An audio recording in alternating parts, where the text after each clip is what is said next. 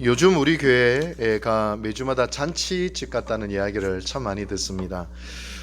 왜 잔치집 같은지 이야기를 하나씩 모아보니까 성도수가 자꾸 늘어서 잔치집 같고, 또 매주 밥이 잔치집 같이 뷔페식으로 막 너무 호화롭게 또 맛있게 나와서 잔치집 같고, 또 아이들의 웃음소리가 또 이제 막 들려오기 시작하니까 또 잔치집 같고, 뿐만 아니라 또 예배 때마다 누가 설교하는지 몰라도 서영진 목사님이죠. 또 예배 때마다 또 은혜가 풍성하니 잔치집 같고, 그렇게 잔치집 같다는 말씀을 많이 해주십니다. 지난주에도 윷놀이 대회를 하면서 저도 요 근래 가장 많이 웃었던 것 같아요. 집에 가서 목이 쉬었어요. 하도 웃어가지고. 또 지난주 금요일 리모델링을 위해 보양 작업을 하는데, 저는 우리 이세종 장님하고 둘이서 해야 되겠다 했는데, 아이고야, 뭐 거의 20명 가까이 분들이 오셔서 한순간에 뚝딱 이렇게 해버리면서, 근데 하면서도 다들 웃고 기뻐하고 즐거워하는 모습을 보면서, 야, 우리 유곡제일교회는 예배 드릴 때도 잔치집, 할렐루야. 놀 때도 잔치집, 할렐루야. 땀을 흘리며 봉사할 때도 잔치집, 할렐루야. 정말 잔치집 같다는 생각이 들었습니다. 이렇게 좋은 교회에서 함께 신앙생활을 할 수 있게 되어서 얼마나 감사하고 고마운지 모르겠습니다. 우리 옆 사람에게 한 번 더 인사하겠습니다. 우리 교회는 잔치집입니다. 아멘. 많은 사람들이 오해하기를요, 예수 믿으면 내 삶에 흥이 깨어진다, 그렇게 생각하는 분들이 있습니다. 예수를 믿고 교회를 다니면 내가 즐기던 것 끊어야 되고, 내가 좋아하는 것 못하게 되고, 괜히 교회 얽매이면 내 자유가 사라지는 것 같은 그런 두려움을 느끼는 분들이 의외로 많다는 것을 알게 되었습니다. 심지어 예수를 믿는 분들 중에서도 대충 믿어야지 잘 믿으면 큰일 난다 생각하는 분도 계세요. 예수 잘 믿었다가 아프리카 선교사 보내시면 어떡하나. 괜히 예수 잘 믿었다가 내가 감당할 수 없는 요구를 하나님이 하시면 어떡하나. 그런 두려움도 예수 믿지 않는 사람이나 예수 믿는 사람들도 그런 두려움이 있다는 것을 알게 되었습니다. 전부 마귀의 속삭임입니다. 마귀의 거짓입니다. 하나님은 폭군이 아니세요. 하나님은 언제나 우리에게 가장 좋은 것을 주시기를 기뻐하시는 분이십니다. 할렐루야. 자신의 즐거움을 위해 우리를 못 살게 거는 분이 아니세요. 여러분, 오히려 예수를 믿는 것은요, 잔치집과도 같습니다. 실제 성경을 보더라도 예수님이 가시는 곳마다 사람들이 자리를 정돈하고 옷모세를 조심하면서 조심했느냐? 아니에요. 예수님이 가시는 곳마다 잔치집이 벌어졌어요. 실제 성경을 보면 잔치집이에요. 심지어 요한계시록을 보면 천국을 뭘로 비유하는지 아십니까? 혼인잔치로 비유하고 있습니다. 심지어 예수님이 공생애를 시작하시면서 오늘 본문에 보듯이 제일 처음 기적을 일으키신 곳도 혼인잔치였습니다. 그것도 거기서 술을 만드시네? 포도주이죠. 예수님이 공생애를 마무리하면서 성찬식을 행할 때도 나누어 주신 것이 뭐였어요? 포도주를 나누어 주십니다. 그래서 오늘 우리 성찬식 하면서 포도주를 나눠 드립니다. 물론 찍어서 드리는 거지만요. 여러분, 그래서 바리새인과 사두개인들이 예수님을 바라보면서 저 인간은 술보요 목보 아니냐, 마시기를 즐겨하고 먹기를 즐거워하는 인간 아니냐, 그렇게 비난하기도 했던 것입니다. 그럴 수밖에 없는 것이 유대교는 장례식장과도 같고 기독교는 잔치집이기 때문에 그렇습니다. 여러분 어떻습니까? 오늘날 이 땅의 교회가 장례식 같습니까? 잔치집 같습니까? 장례식 같다면 그 이유가 있겠고, 잔치집이라면 또 그 이유가 있겠지요. 오늘 설교를 통하여 또 이 설교를 듣는 모든 분들의 삶이 더 이상 장례식이 아니라 잔치집이 되는 은혜가 있게 되기를 주님의 이름으로 축원합니다. 축원합니다. 한 번 더 축원합니다. 아멘. 먼저 오늘 본문을 살펴보기 전에요, 고대 유대인들의 결혼 관습을 조금 설명해 드릴게요. 유대인들이 서로 남녀가 사랑에 빠지면, 그리고 결혼을 하기로 작정을 하면요, 신랑이 해야 될 일이 있어요. 신부집에 가서 일주일 동안 결혼 잔치를 해야 합니다. 그 비용을 신랑이 들고 가야 돼요. 일주일 동안 잔치를 벌이게 되는데, 그 혼인잔치의 하이라이트는 마지막 날입니다. 그 마지막 날 밤, 신랑이 포도주 한 잔을 신부에게 딱 갖다 줍니다. 그래서 이거 마시면 나하고 사귀는 거다? 어디서 많이 들어본 대사인 것 같은데 이 포도주를, 아마 성경을 본 것 같아. 그 성경의 관습을 아는 분 같아. 이 포도주 잔을 신부가 마시면 결혼을 승낙하는 것이요, 안 마시면 신랑은 일주일 동안 잔치 비용 그냥 날리는 거예요. 날리는 것입니다. 결혼이 깨지는 것이죠. 그러나 이미 서로 결혼하기로 약속해서 잔치를 벌이는 것이기 때문에 거의 100% 신부는 신랑이 내미는 포도주잔을 마시게 됩니다. 따라서 혼인잔치에 있어서 다른 모든 것은 없어도 되지만 뭐는 꼭 있어야 돼요? 포도주는 꼭 있어야 합니다. 포도주로 잔치의 흥을 돋을 뿐만 아니라 마지막 날 밤 그 하이라이트, 포도주로 신랑은 신부의 결혼 승낙을 받게 되는 것이죠. 그런데 오늘 성경 본문을 보니 큰일 났습니다. 포도주가 다 떨어졌어요.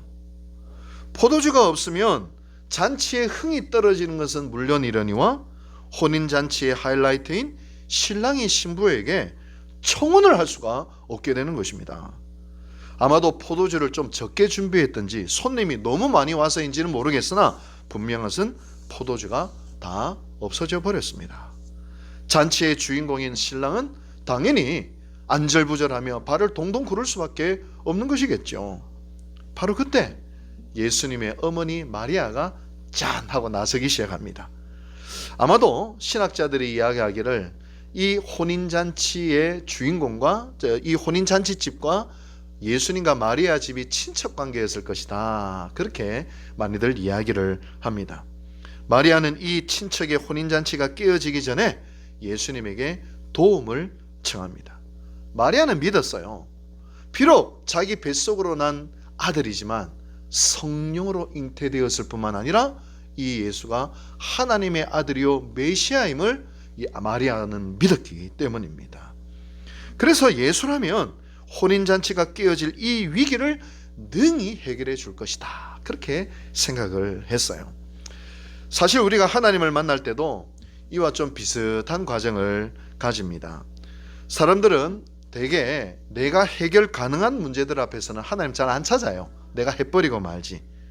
그러나 인간의 힘으로 도저히 불가능한 상황에 처했을 때, 그때 비로소 사람들은요 하나님을 찾게 되어 있어요. 그게 나빠서가 그런 게 아니라 인간이 원래 그래요. 그래서 유명한 철학자인 케르케고르라는 사람이요, 이걸 유식한 말로 뭐라고 이야기했냐면 한계선상에서 인간은 하나님을 만난다, 그렇게 이야기를 했어요. 그래서 한계선상, 인간이 극복할 수 없는 위기, 고난, 불가능, 이게 알고 보니까 꼭 나쁜 것만은 아니더라. 왜냐하면 그 한계선상이 하나님을 만나는 계기가 되고, 하나님을 만나는 통로가 되고, 하나님의 기적을 경험하는 도구가 되니까 고난이나 환난이나 어려움이나 한계선상이 꼭 나쁜 것만은 아니더라 라는 것을 케르케고르가 이야기했던 것이죠. 여러분, 혹시 오늘 이 자리에서도 내 힘으로 도저히 극복 불가능한 한계선상에 서 있는 분들이 계십니까? 내 힘으로 도저히 감당 못할 고난과 어려움 속에 있는 분들이 계십니까? 잘 됐습니다. 하나님 만날 때입니다. 할렐루야. 하나님이 역사하실 때입니다. 그리고 우리가 할 일은 하나님의 이름을 부르며 부르시며 기도하는 것이죠. 그러면 분명 하나님이 도와주십니다. 하나님은 한계선상에서 부르짖는 당신의 자녀들의 기도에 응답하시고, 그 위기를 이길 만한 말씀도 주시고, 고난을 넘어설 능력도 주시고, 지혜도 주셔서 당신의 선하신 능력으로 인도하여 주시는 우리의 좋으신 아버지가 되신다는 것입니다. 마리아가 예수님께 혼인잔치가 깨어질 그 위기 속에서 포도주가 없다는 사실을 알립니다. 그러자 예수님이 얼핏 보면 좀 이상하게 대답을 하세요. 4절 말씀을 보니까 예수께서 이르시되 여자여 나와 무슨 상관이 있나이까 내 때가 아직 이르지 아니하였나이다. 아니 아무리 예수님이라도 그렇지 엄마한테 여자애가 뭐야, 이거 참 이게 우리 동방예의지국에서는 좀 부대끼는 말씀입니다만 헬라 원어를 보면 전혀 다른 의미예요. 헬라 원어로 여자애가 귀나이라고 되어 있는데 이건 뭐냐면 나이 든 여성을 향한 극존칭입니다. 우리로 이야기하면 마담, 부인, 여사 이런 의미를 가지고 있습니다. 여러분 따라서 마리아 이건 어떤 의미냐면 이것도 굉장히 영적인 의미가 있어요. 어머니라고 부른 것은 뭐냐면 부르지 않은 것은 이제 더 이상 당신과 나는 엄마와 아들의 관계가 아닙니다. 사생애는 끝났습니다.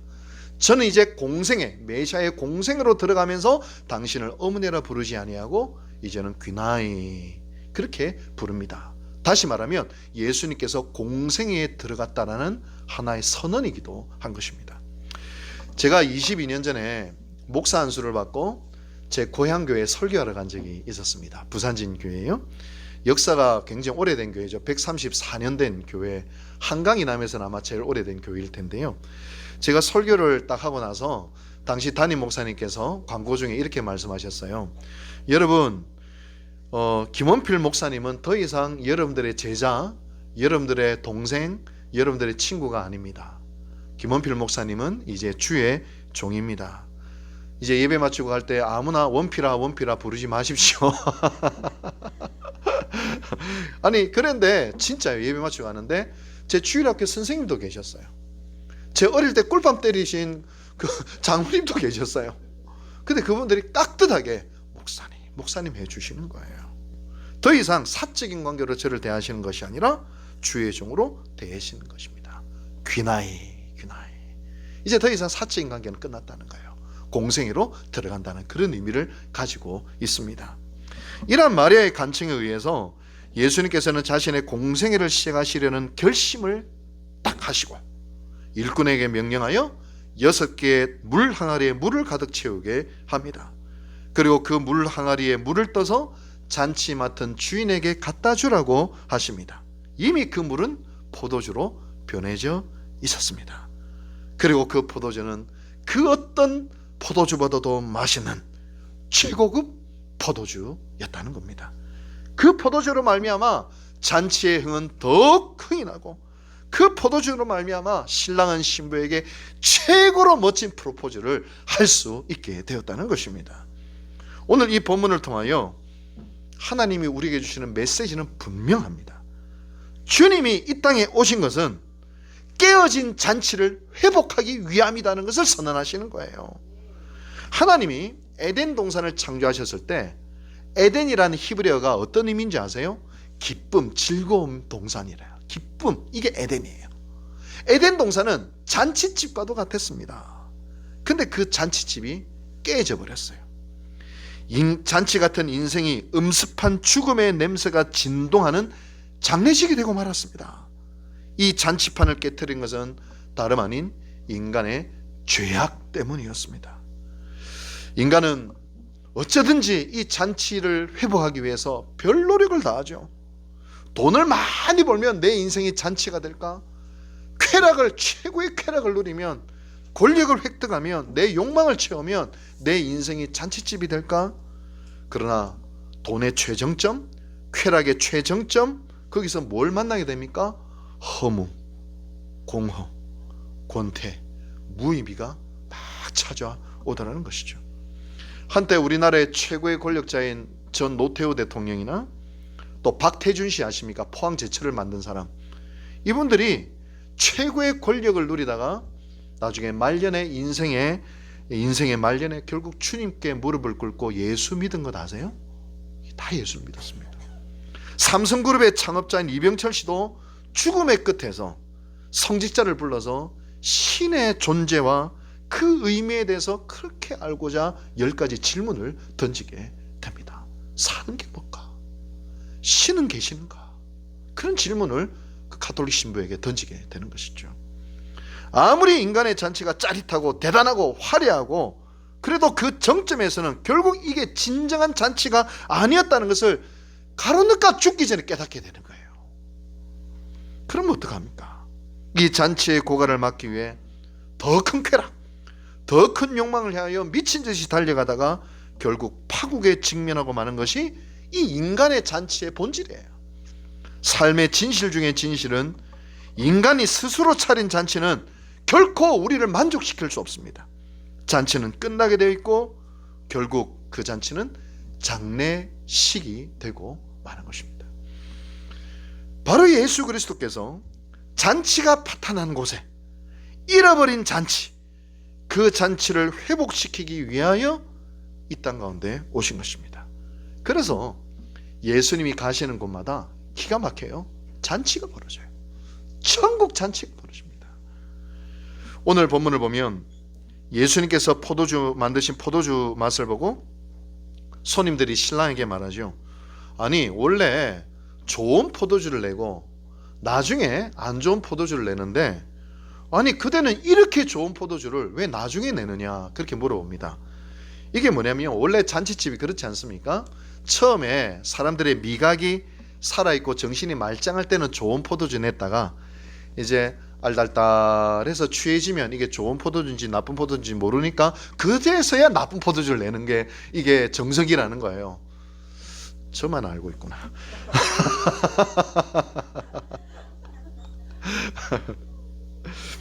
여러분, 그런데 이 말하기를 아니 처음에는 나쁜 포도주 내고 뒤에 좋은 포도주 내는 게 왜 그렇게 했냐 이렇게 물어볼 정도로 좋은 포도주로 변해 있었다는 것입니다.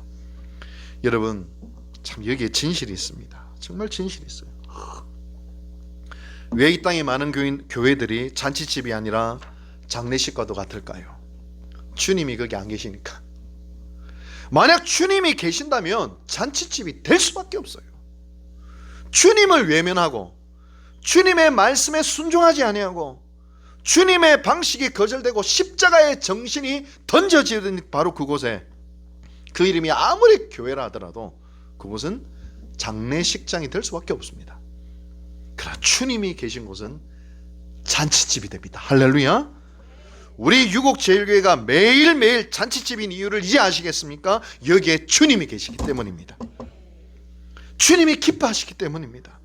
비록 우리 안에 돈 많은 사람 별로 없고 학벌 좋은 사람이 많이 없어도 우리는 주님을 사랑하고 주님의 몸된 교회를 사랑하고 주님의 말씀에 순종하고 그 십자가를 붙들고 십자가의 정신대로 살아가는 분들이 여기에 모여있기 때문입니다. 여러분, 혹 여러분의 인생이 장례식장 같습니까? 생기가 다 사라지고 마른 나무 토막 같은 현실이 눈앞에 놓여 있습니까? 우리 예수님의 영 성령이 여러분 가운데 역사하시면 메마른 뼈가 살아 역사하는 군대로 변화되는 거예요. 이사야의 고백대로 사막에 샘이 흘러넘치고 광야에 꽃이 피어 향내를 내게 되는 것입니다. 여러분, 저와 여러분들이 사는 길은 한 가지밖에 없습니다. 예수 그리스도, 우리의 생명의 근원, 우리의 잔치를 회복시켜 주시는 그분을 붙들고 그분을 의지하고 그분의 말씀에 순종한 일밖에는 우리에게 다른 길이 없는 것입니다. 또 하나의 진실이 있습니다. 주님의 손길이 닿으면 맹물이 가장 아름답고 맛있는 포도주가 된다는 사실입니다. 제가 간증을 하나 할게요. 제가 서울에서 부목사를 할 때에 유명한 조폭을 전도한 적이 있었습니다. 여러분, 야인시대 김도환 아시나요? 제가 김도환을 전도한 건 아니고요. 그 야인시대를 보면 맨 뒤편에 보면 이 김도환이 감옥에 갔다가 출소할 때 조폭계의 거의 원로로 불리는 조일환 씨가 김도환의 후계자거든요. 조일환 씨가 두부를 가지고 형님 하면서 갖다 바치는 그 장면이 야인시대 뒤편에 나와요. 그 조일환 씨하고 호용호재하는 그런 조폭 출신, 유명한 조폭 출신이에요. 키가 한 184cm에 우리 사모는 다 봤죠. 그 옆에서 다 지켜봤으니까.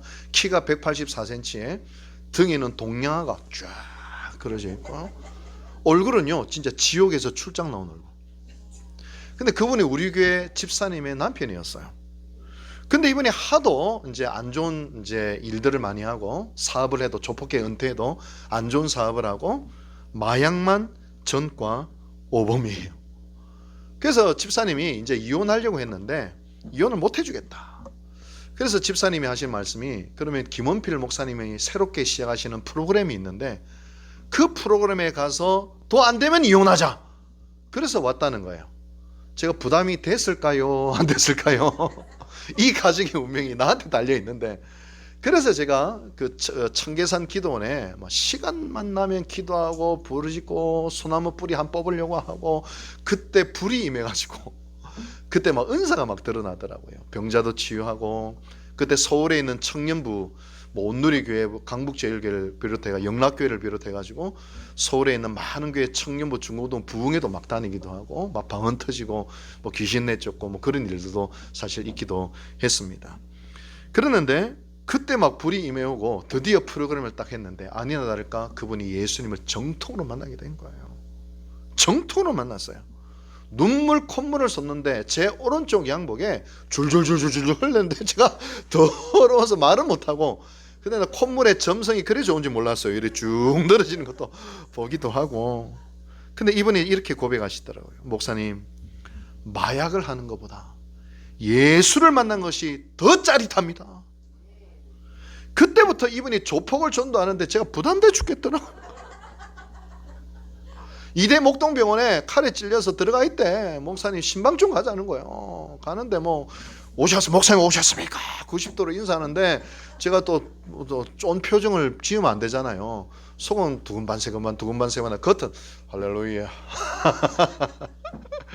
신방을 막 다니기도 하고요. 참 좋은 경험을 많이 했습니다. 근데 그분이 예수를 믿고 변하는데요, 무섭게 변합니다. 자기가 하던 불법적인 사업 다 정리했어요. 얼마나 손해가 심했겠어요. 다 정리하고 건전한 사업으로 방향을 옮기더라고요. 얼마나 손해를 많이 받겠어요. 그리고 이름도 아예 개명을 해버렸어요. 원래 그분 이름이 남궁권수인데 그 이름을 태산 같은 은혜라는 이름으로 남궁태은이라 해가지고, 이상 여자 이름으로 바꾸더라도 이게 조폭 출신 태은이 뭐야, 태은. 남궁태은이라는 이름으로 싹 바꿔버리더라고요. 맹물이 포도주가 됐어요.